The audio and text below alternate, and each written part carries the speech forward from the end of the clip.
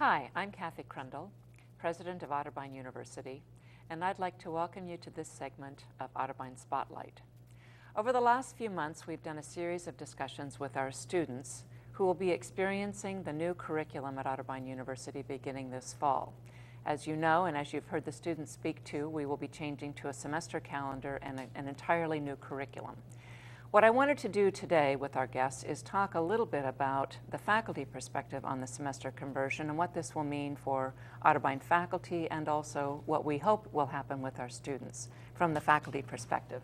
So my guests today are John Ludlam, Professor of Communication, and John was really the lead person in terms of facilitating the semester conversion from the curriculum perspective, working with the faculty in the various departments and schools. To John's left is Sarah Fatherly. Sarah is a professor of history and political science. She is also currently serving as our Dean of College Programs, and so she has been the lead in terms of some of the required classes in the distribution, what we refer to as our distribution requirements or integrative studies in terms of this transition.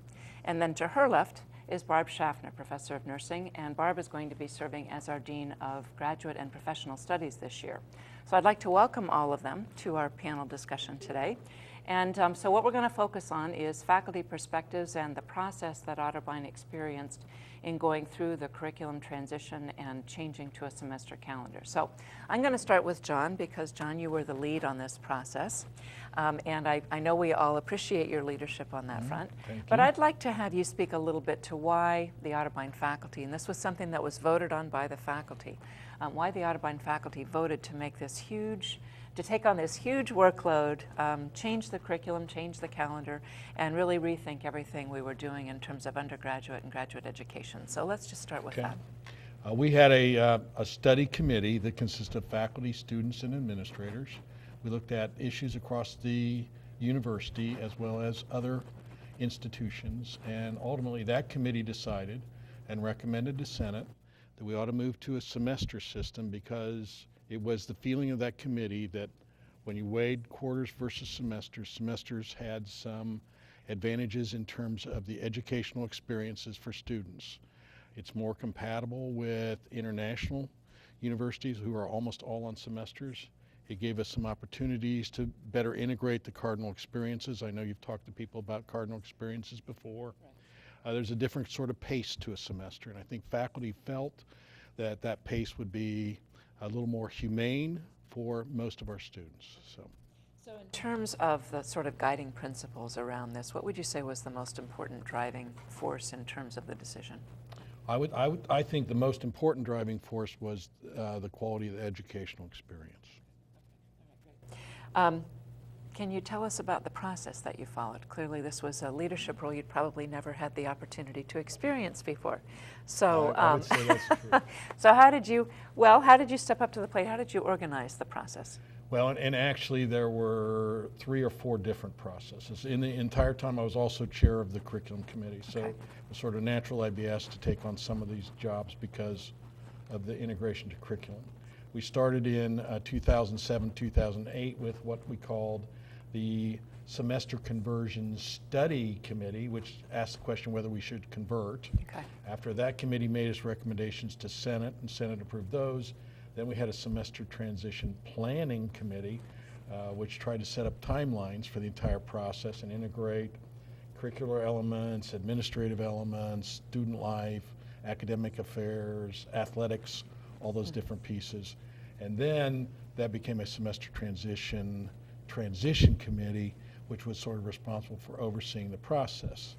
At the same time, all of the individual offices were working on their own individual pieces, so what I've probably been doing more for the last 2 years is coordinating things from the curriculum committee perspective. Okay, all right.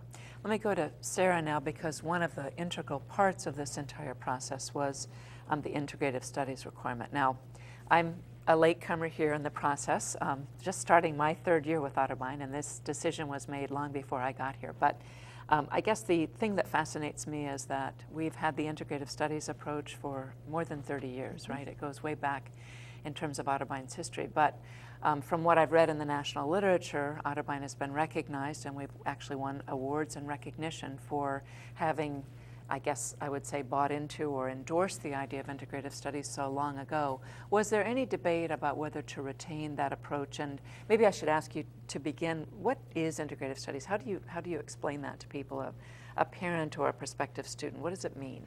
Sure. So, I mean, I think that there are different ways that universities and colleges organize their general education requirements, and you're very right. Since 1969, Otterbein has made a commitment to using an integrative model, and integration really is a mode of thinking. So it's encouraging our students to make connections between disciplines. It's encouraging them to think about sort of theory and practice, right? So it's a commitment in the core curriculum program to really argue that our students, regardless of their major, accounting to now zoo science, we hope, right, A to Z, will have this value added, where they all have the opportunity to really investigate different disciplinary ways of thinking and knowing, but to make connections between those. So I think one of the things, as chair of integrative studies through this process, that actually made me very happy, and I would also say proud, especially in some of the opportunity I had to go to some of the national meetings and talk about our program, is that we never really had a question about whether or not to retain a commitment to integrative core curricula here. Okay. That was not a conversation. And I definitely had an opportunity to meet with people from other institutions where they were debating that in a very lively fashion. They're still using these more familiar menu models, pick a social science, pick an arts, and the courses just come naturally out of the curricula that are really designed for majors, not for a general education audience. So that was never part of the conversation. I think the conversation for us was really about, why did we make this decision 40 years ago? How do we preserve what are the best traditions of this in terms of the liberal arts experience, in terms of the value added for all of our students? But then also, how do we think about what this generation of students needs? And in that way, I also think the semester conversion was honestly a great opportunity that harnessed conversation that was already going on. I mean, I think it's not unrelated to the point John was making, which is, you know, in the Integrative Studies Advisory Committee, for instance, which students and faculty both sit on, for about 10 years, there had been some conversations in fits and starts about, is it time for us to kind of rethink our, you know, the theme that holds this together? Are there ways in which we want to look at some of the course requirements and update them? So this was honestly a really wonderful opportunity for us to go back to a signature program for the university and really, again, sort of preserve and affirm the core values of the program, but also to make sure that it really is designed with what we know are the best practices for this generation of students. And could you speak just a little bit, we don't need chapter and verse on this, but to some of the recognition that we've received?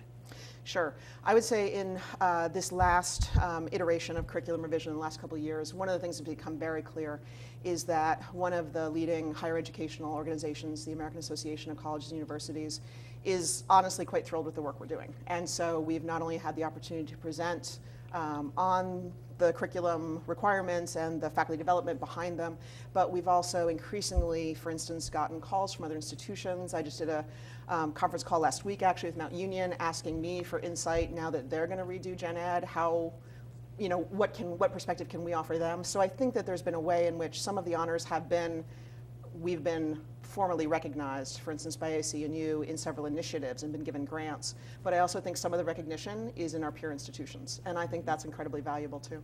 Well, and I think at least some of the articles that I've read have linked us to schools like Georgetown and Tufts and institutions that we typically don't think of as our peer institutions, but we're sort of leading the way in terms of the innovation and taking theory to practice ideas. Yeah, absolutely. And I really do think, I mean, I've been at Otterbein for about 12 years or so now, and I think, you know, from my perspective as a faculty member, having been here longer than either of my colleagues on the other side of me here, it's sort of, I think it's a really nice way to kind of return Otterbein to a position that it occupied for a long time, which is really at the forefront of thinking in innovative ways about general education. And I think it sort of was, again, semester conversion was an opportunity for us to kind of go back to our basics and sort of affirm the work that had been put in place for years, but also come back to the forefront of this national conversation about what is the value added of general education requirements. Why are they, in fact, essential, regardless, again, of what one's major is? And I think that that's a wonderful opportunity that in some ways you can't plan for. Right. So, you know, as long as it took as much energy as went into it, I think there's a way in which something as macro as changing your calendar really does provide you with a wonderful opportunity to essentially leverage. Let's come back to one point that you made about sort of the liberal arts tradition and the liberal education focus at Otterbein and the way in which that fits with what we hear employers and CEOs talking about in terms of a 21st century education. How does integrative studies fit that kind of expectation? That's a great question, and I think all of us who work with prospective students and parents always really want to make sure that we can communicate the value of this kind of commitment that we have at the core of the curriculum. And I think something like integrative studies, part of what it does is it provides for students a ready-made opportunity. They don't have to go out and to seek a chance to somehow in their schedule things in that will help them have these value-added things. I mean, we build that in for them by making it part of the core curriculum. And I think that the kind of learning that happens in a core like integrative studies is partly about our tradition of educating the person in the whole, right? It is about feeding the spirit, it is about feeding the soul and the mind and broadening one's perspective, right? In all of the very important traditional ways one thinks about college education.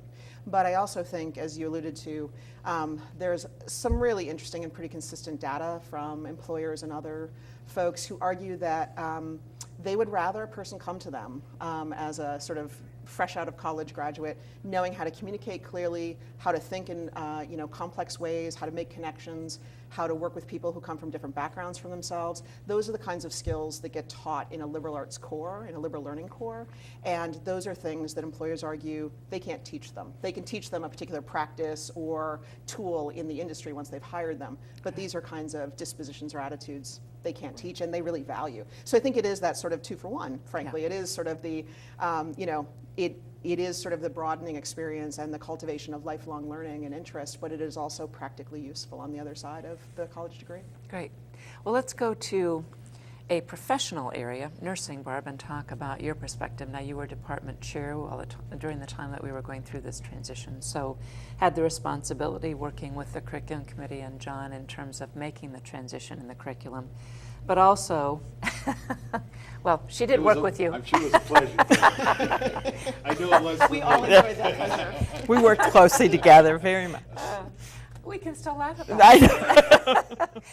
But you're coming at it from a different perspective because you have licensure requirements you have to meet. There's a test that our students have to take. So passing rate is something that becomes a basic metric that people look for. So did you encounter special challenges in the field of nursing, and how does that fit with the sort of idea of an integrative studies approach and that notion of a liberal education core? Well, you're right that we have to keep in mind all of the competencies that we have to meet to not only maintain our accreditation, but to assure that our students are successful in their licensure exam or certification exam when we're talking about our graduate students.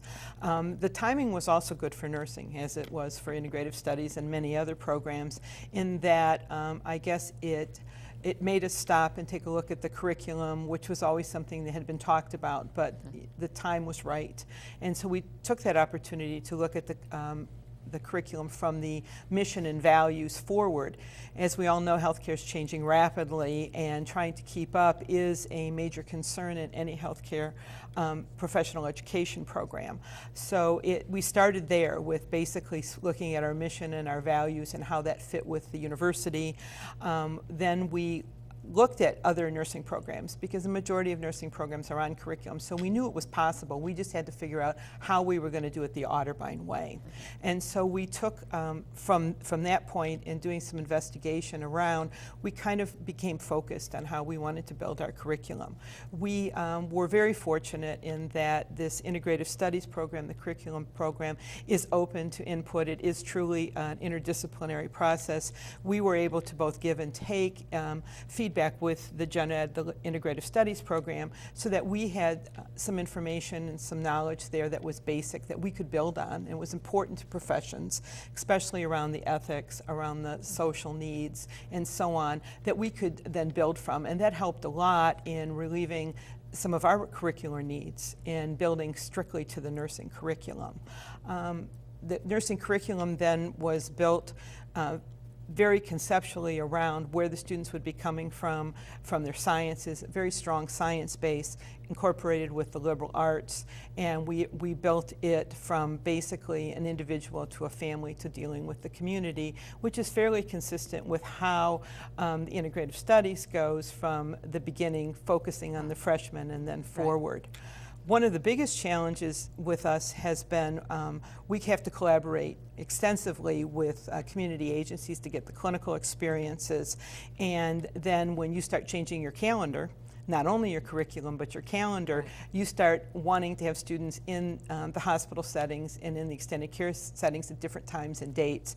So a little extra effort had to be put to the negotiations there. But I have to say that the community partners here in the area have been working with us, and we think we have come up with a solution that is going to provide our students with wonderful clinical experiences that will allow them to integrate. I can only mimic what and copy what Sarah said, that we also hear from our employers of our nursing students that they very much like to hire Otterbein nurses because they bring a little different component. And what we get them to articulate that's different is that they think a little bit differently, a little more broadly, and a little bit more inclusively, so we can lend evidence to the impact that the liberal education is providing for the professionals.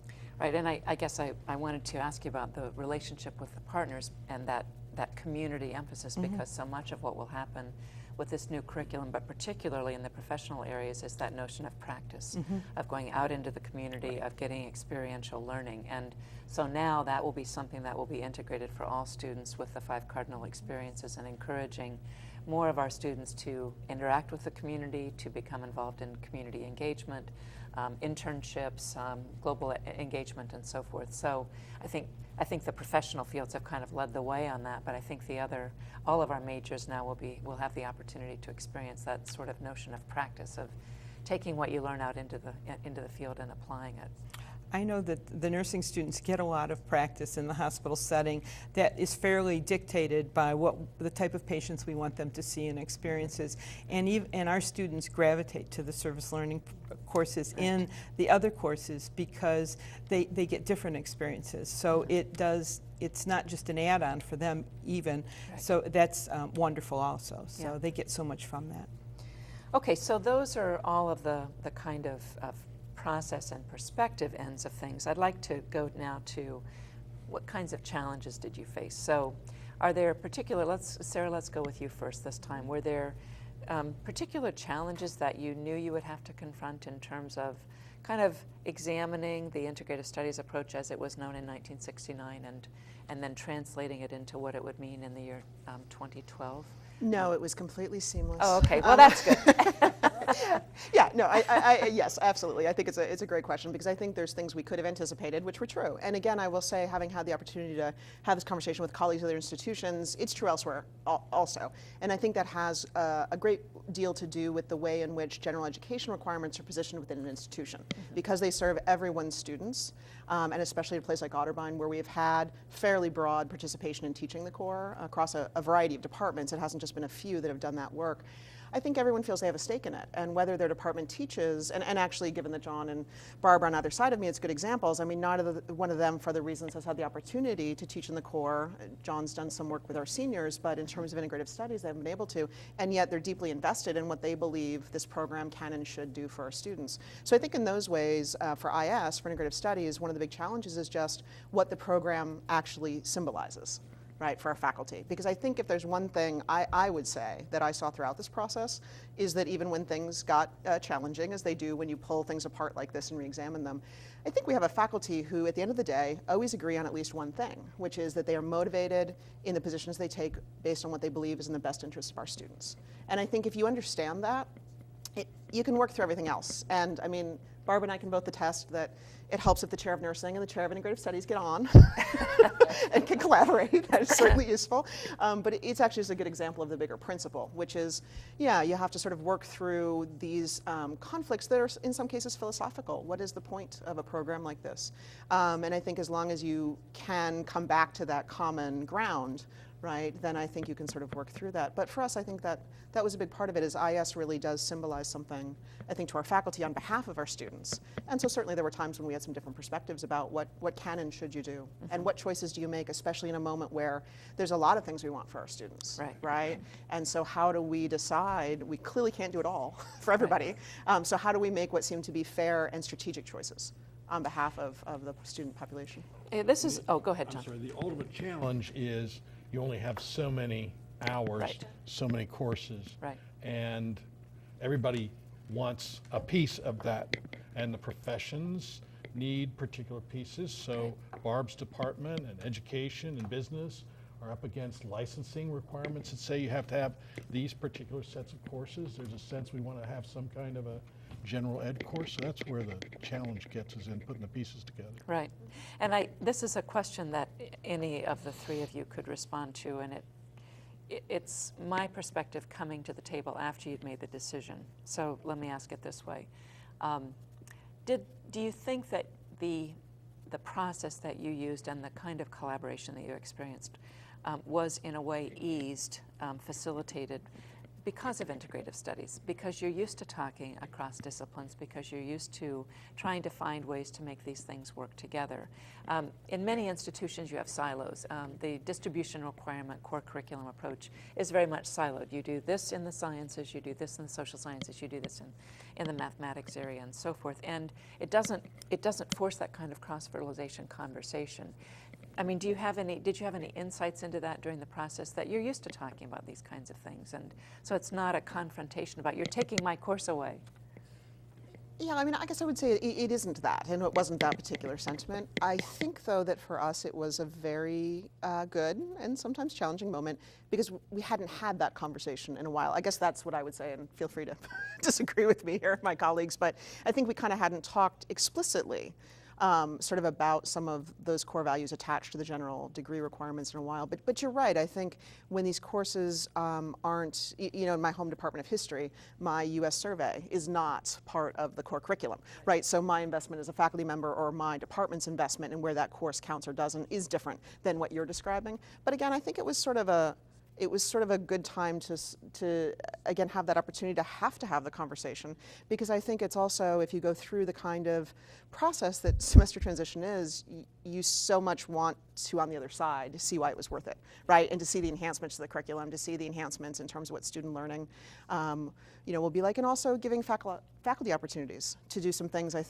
I know in IS they had wanted to do for a while, and there just hadn't been that open door to sort of do that. I also think in the case of integrative studies, one of the things I'm very proud of, and I hope others are too, is that one of the choices that we made as some of the difficult metrics, as John suggested, about how many courses do you have and how much space do you have, but for the first time, all departments in the entire college can teach in some part of our integrated core curriculum.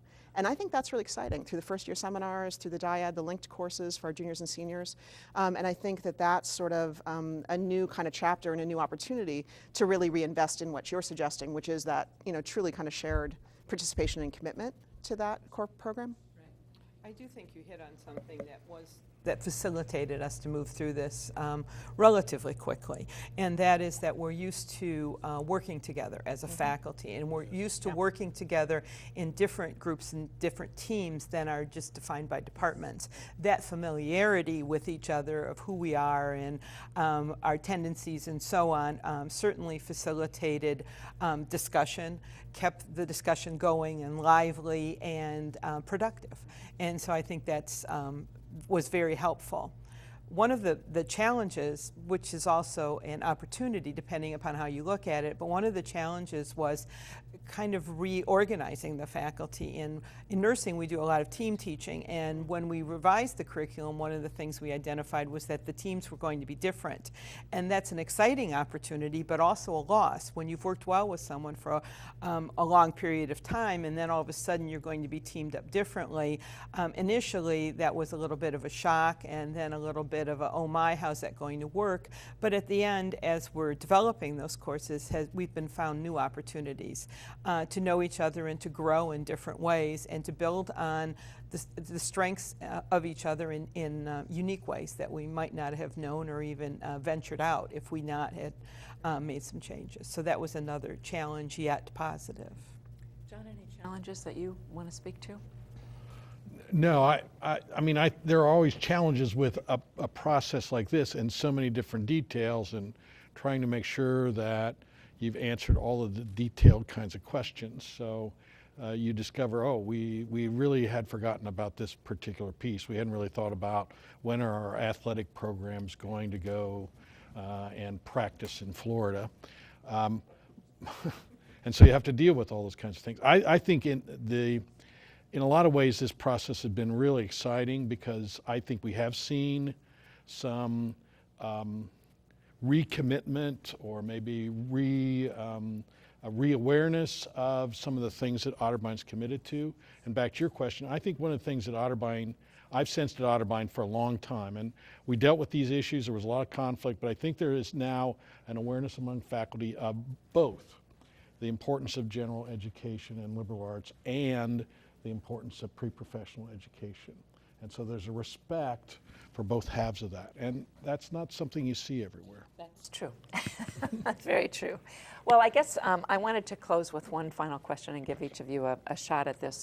All right, so it's not very far away. This is the shortest summer in the history of Otterbein University, Otterbein College for that matter. So we ended on quarters in mid-June, and we'll start before the end of August in August. And the bridge will be open by then. We know that. So I guess, what do you most look forward to? I mean, is it just sort of getting to the fall, or is it looking back on the ways in which we can now assess student learning outcomes? What are you most looking forward to in terms of this? Getting to spring break. Getting to spring I break. have to say that I have to look a little bit beyond the beginning of first semester, Okay. Because I feel that we're going to be in a development mode all through the first semester, and then we have J-term, another development mode, heading to Right. a third development mode, which will be spring. But Right. by the time we get to spring break, we'll be halfway through everything that's new, and I really feel that that'll be a time when faculty can really take a deep breath and hopefully truly have a break, and then come back and finish the last few weeks. So I've kind of got my eye on spring break 2012. And you have your Caribbean cruise tickets? Almost. Not quite the island picked out, but other than that, I'm well on my way. Okay, Sarah, what about you? I would honestly say that not that I won't look forward to spring break. However, I'm actually genuinely happy to just get going. I think that especially those of us who have been involved in a lot of the planning and the transition, helping students straddle two catalogs, helping them straddle two calendars, helping faculty do that, teaching the courses you're teaching now, but prepping the ones you hope to teach next. I actually just am excited for the year to start, because I think it's going to remind people of why we wanted to do this, and to actually just get into it instead of just the planning for and the, okay, we'll remember why this was so great when we get to it. To just be here is actually, I think, what I'm most interested in at this stage. John, what about you? And I'm moving in the opposite direction from my two colleagues here, from somewhat of an administrative role to largely teaching role. And one of the things really exciting to me is trying to get these classes developed and think about ways in which we can integrate all these different pieces together. That's going to be a very exciting challenge. Well, it's a year that I think we've all been waiting for a while, and with much anticipation, and I guess it's just been impressive to me the workload that people have carried through this process in terms of both stepping back and rethinking their disciplines, then translating that into graduation requirements, and then, of course, the development of all of the courses. So I'll be teaching a first-year seminar myself, and I have some preparation to do as well. But it is something to really look forward to, and a really entering an entirely new era for our institution. So I want to thank you again for joining me today and talking through this. I can tell you're all eagerly awaiting the transition here, and I know you've planned for it well. So I want to thank the audience for joining us, and we hope that you will return again to continue to watch and talk with us about Otterbein Spotlight. So thanks so much for joining us.